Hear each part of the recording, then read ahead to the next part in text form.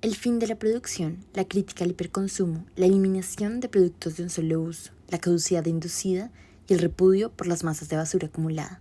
Esto es el residualismo. El residualismo es una vanguardia contemporánea que busca aproximarse de manera crítica al material del quehacer artístico. ¿Y esto qué significa? Básicamente, en el residualismo se lee en la realidad actual una necesidad de suspender la producción de material nuevo y hay una especie de iconoclasia en este pensamiento porque lo que hace es que busca tomar de manera directa y literal obras pasadas como el recurso principal para la construcción de nuevas piezas artísticas. Entonces, el residualismo lo que ve es una necesidad de ponerle fecha de vencimiento a las obras artísticas, de acortar su temporalidad. Esta muerte inducida es una especie de método para, por un lado, acabar, terminar y transformar todo este exceso de piezas artísticas existentes y con ello crear nuevas piezas. Y, por otro lado, frenar esta producción de materiales artísticos, es decir, de óleos, acuarelas, pinceles, lápices, papeles, frenar esa producción cuando el material ya existe. En pocas palabras, quiere acabar con la idea del residuo como un recurso descartable y más bien usar el residuo como la base fundamental para la constitución de una pieza. En este sentido, el residualismo como vanguardia es revolucionario no solo porque pretende literalmente destruir y descomponer las piezas artísticas para crear nuevas, sino que de alguna manera quiere borrar todo lo original, todo rastro del original, y por tanto la idea misma de originalidad en el arte se acaba diluyendo en el residualismo, haciendo explícita la premisa de que toda creación es un remix de una imagen pasada. Entonces, ¿cuál es el proceso de un artista residualista? Este encuentra piezas que quiere, que desea alterar de manera irreversible una y otra vez. Y no necesariamente tiene que ser solo un artista el que haga estas distorsiones de una obra original. Pueden ser muchos. Puedo yo comenzar a crear una pieza, dejarla y que alguien más luego la tome y la cambie, y alguien más, o yo misma ir cambiando mis piezas, haciendo que nunca sean la misma pieza. Se trata entonces de un proceso indefinido y reiterado de la destrucción de la pieza. ¿Eso qué significa? Significa que estas alteraciones y estas repeticiones se dan a tal escala que llega un punto en el que la obra es casi intrazable, en el que es casi imposible trazar el origen de esas primeras piezas que compusieron una obra. Pero, ¿de dónde viene esta vanguardia?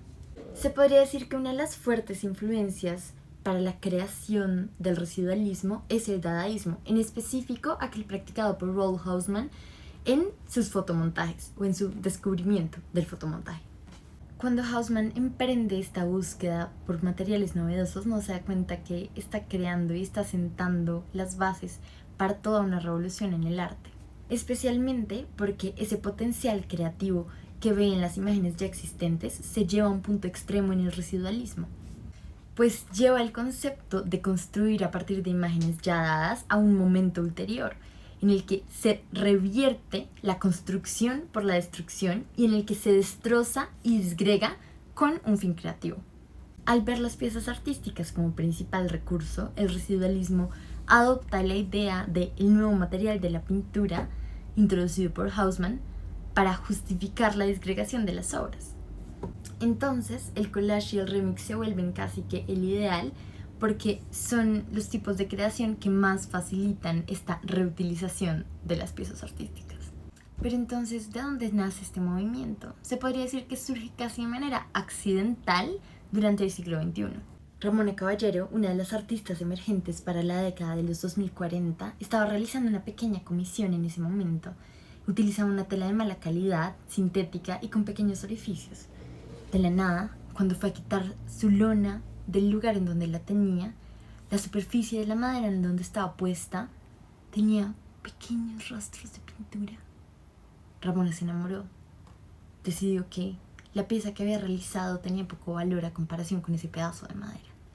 Así lentamente empezó a gestar esta idea de que el arte realmente no se hacía de aquellas piezas en sí mismas, sino de todo lo que dejaba un rastro de ellas. Entonces, si todo vestigio de la obra de arte era arte en sí mismo, podía la obra más bien usarse como recurso para hacer obra nueva, en vez de continuar utilizando material producido, producir ella a partir de su propia obra, comerse a sí misma, devorar su propio arte y destruirlo para hacer nuevo.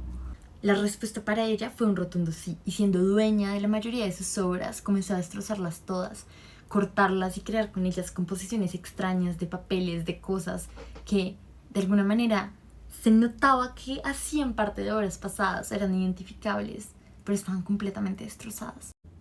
Algunos de estos ejemplares se pueden ver en estas series que creo de composiciones de papel, en donde utilizaba acuarelas de tiempos pasados que había destrozado para crear una especie de obras abstractas pequeñas y de poca duración.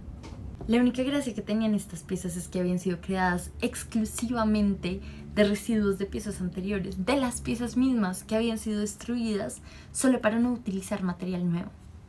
A partir de esto comenzó un movimiento en el que los artistas no solo se rehusaban a utilizar materiales comparados y materiales nuevos para sus obras, sino que aclamaban la destrucción de las piezas y el intercambio de obras artísticas para destrucción y para la creación de obras nuevas.